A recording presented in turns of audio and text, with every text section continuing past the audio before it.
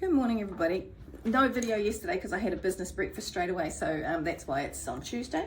I want to talk about two things this morning. The first one I want to talk about is your norm, and the second thing I want to talk about is actually what is the mental health roadshow that's going on at the moment with Minister Tracey, and I believe he's been joined by Minister Patterson. So the first thing is there's an undercurrent of conversation that's coming out around the aged residential care or aged care or aging population conversation in Parliament that's starting to cause me concern. And that undercurrent of conversation is, well, families should just look after their own. Families do look after their own. The majority of families, the majority of those with family members in need, whether they be children with disability, whether they be, a loved one, a spouse with illness, whether it be a senior who is, suffering from age-related ailments. They do look after their own until they become overwhelmed. What concerns me is that there's this undercurrent that is happening of this sort of statement that, well, families are just going to have to step up. Families do step up as much as they can when they can. But at the same time, families are trying to work. At the same time, families have small children while they have aging parents. And at the same time, some of the age-related circumstances of that senior are beyond families.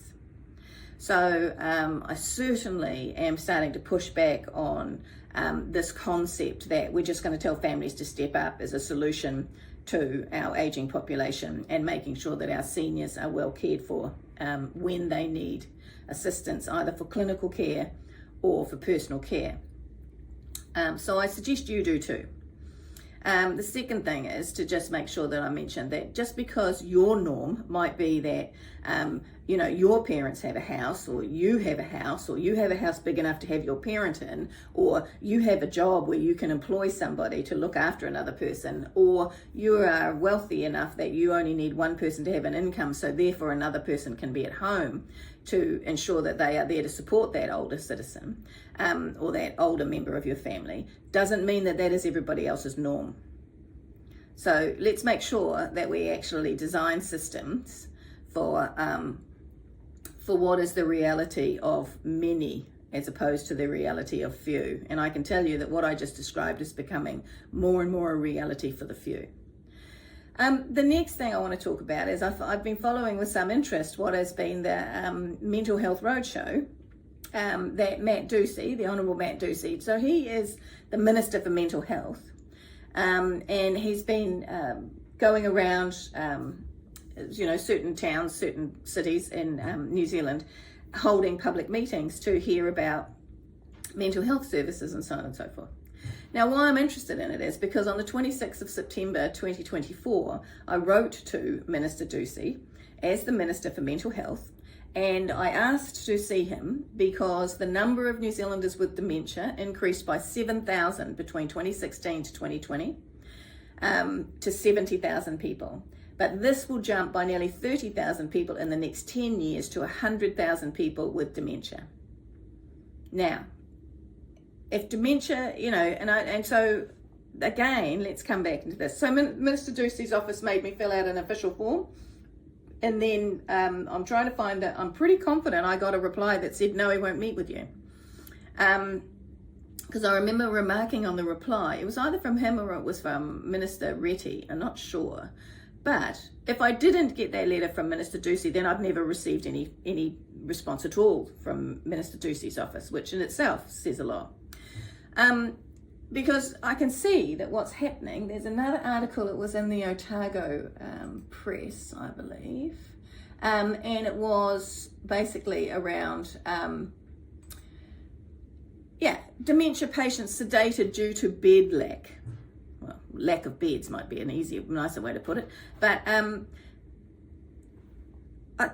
this is the conversation to have.